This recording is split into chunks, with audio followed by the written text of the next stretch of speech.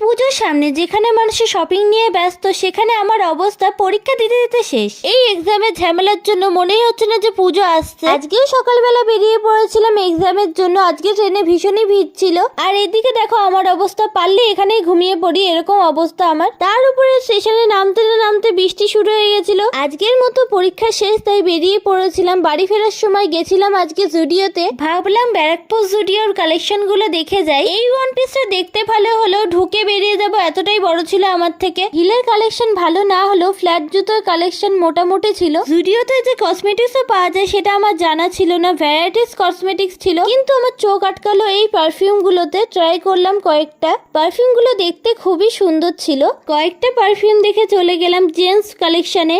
Gents কালেকশনে বুটের collection কিন্তু খুবই ভালো ছিল। তারপর বেশ কয়েকটা টি শার্ট দেখলাম, কিন্তু টি শার্ট গুলো ভীষণই মোটা। দাম কম হলেও এখানে কিছুই ভালো লাগেনি আমার।